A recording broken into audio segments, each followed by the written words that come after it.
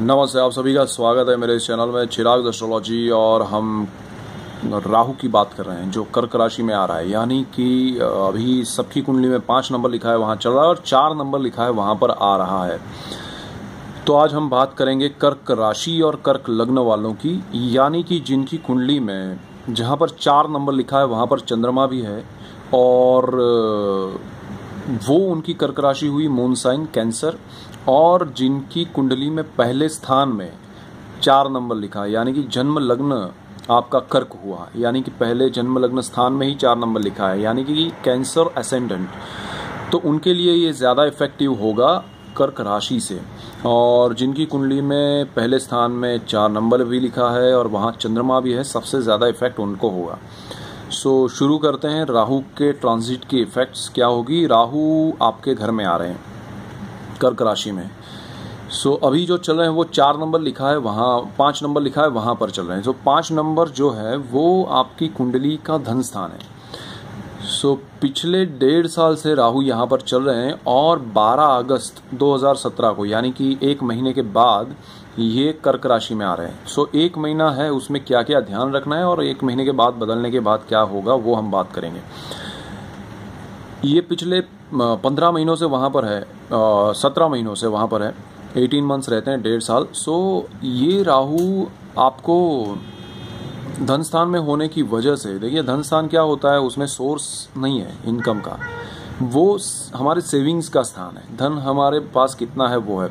सो ये राहु ने पिछले 1.5 साल में आपको बहुत खर्च करवाया है, आपके पैसे जो हैं वो बहुत खर्च हुए हैं और जहां आपको 10 रुपये लगने चाहिए कहीं 12 हुआ है, कहीं 15 हुआ है। सो राहु ने आपको मैनेजमेंट आपका खराब कर दिया है, सेविंग्स का, आपका मनी मैनेजमेंट जो है वो खराब कर दिया है और कुछ लोगों का ख़त्म भी कर दिया है। सो ये राहु अभी तक जिन्होंने ऐसे प्लान बनाए हैं खर्च करने के, प्रॉपर्टी में इन्वेस्ट किया, कहीं और इन्वेस्ट किया है, किसी दोस्त को दिया है, किसी फैमिली को दिया है, मतलब जहाँ भी इन्वेस्ट नहीं किया है लेकिन आपका पैसा गया है, तो वो ज़रा ध्यान रखिएगा, शायद वो बहुत लंबे अरसे के बाद आए या नहीं आए, ऐसा हो सकता है। और जिन्होंने नहीं दिया है, जो देने वाले हैं वो ज़रा सोच समझ के दीजिएगा, इन्वेस्ट करने में सोच समझ के कीजिएगा, वरना वो पैसा जो है वो आपका वापस नहीं आएगा। राहु आपको वो स्ट्रेस यहाँ से बदल के जब आपके घर में आएगा, वो आपका पहला स्थान होगा कर्क राशि में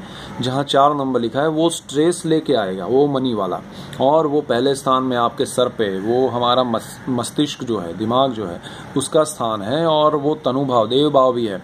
सो हमारे देह पे जो भी असर होते हैं हमारे दिमाग से होते हैं, जो हम सोचते हैं वहाँ से शुरू होता है और फिर बॉडी में रिएक्शन आता है।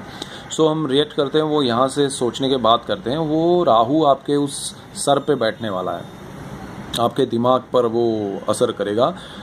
सो ये जो पहला स्थान है उसमें जब वो आए तो उससे पहले आप ये जो दूसरे स्थान में है उससे कनेक्टेड चीज़ें जो है उसमें ध्यान रख लीजिए थोड़ा बहुत, अभी 1 महीना बाकी है। दूसरा वो वाणी का भी स्थान है, 5 नंबर जहाँ लिखा है अभी चल रहा है वो। सो आप अभी भी समय है 1 महीना, आप स्पीच पे ध्यान रखिएगा। किसी को आपकी वाणी की वजह से आपको मनी लॉस हो सकता है, रिलेशन लॉस हो सकता है, ज़्यादातर मनी। सो वो सारी चीज़ें आपको राहु क्या है, कभी कभी सच बुलवा देता है। सो नहीं बोलना है लेकिन आप बोल देते हैं कि मैं तो सच बोल रहा हूँ, लेकिन वो सच आपको भारी पड़ सकता है, बिकॉज राहु का काम है मनी लॉस करवाना 2nd हाउस में। सो वो 1st हाउस में आए उससे पहले ये सब करेगा, उसका स्ट्रेस यहाँ पर मिलेगा। जब बदलने के बाद 18 अगस्त के बाद वो सारे स्ट्रेस लेके आप जिएंगे 1.5 साल तक, फिर अगेन आपकी राशि में वो 1.5 साल रह रहा है, तो वो सारा आपको ध्यान रखना पड़ेगा।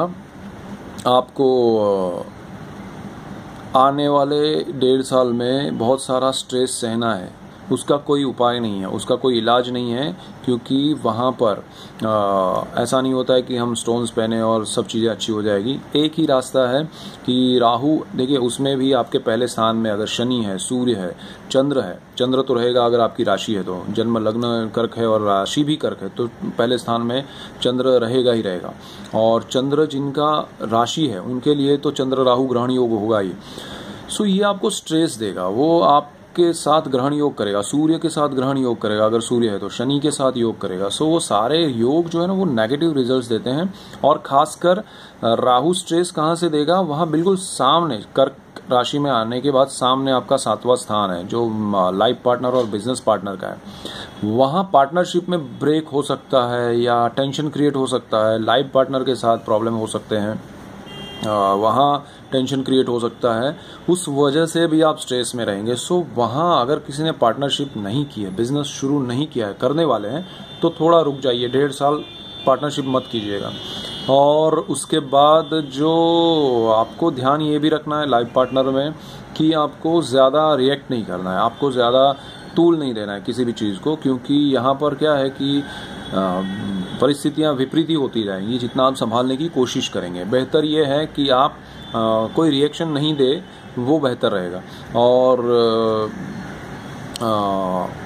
जो पहला स्थान है वो हमारी सोच का है। यहाँ पर आप नई चीज़ें करना चाहते हैं तो अगर आपके दिमाग में ऐसा क्रिएटिव थॉट आता है या कुछ करने का कुछ आपके दिमाग में ऐसा आता है कि हाँ ये मैं नया कुछ कर सकता हूँ, तो उसके थीसिस बनाइए, उसका क्रिएटिव काम कीजिए, वो आपके लिए बहुत अच्छा रहेगा। बिकॉज राहु जो है ना वो चंद्र के साथ मिलकर हमें क्रिएटिव बनाता है।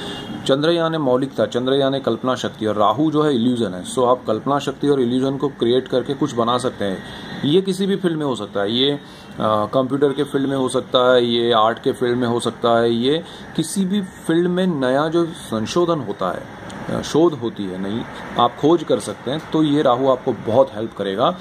आप अपने आप को उसमें इन्वॉल्व कीजिए, नया कुछ रिसर्च करने में, तो ये राहु आपको रिजल्ट्स देगा 1.5 साल के बाद। वो 1.5 साल में आप इतना अंदर ले जाएगा, बिकॉज राहु का एरिया है।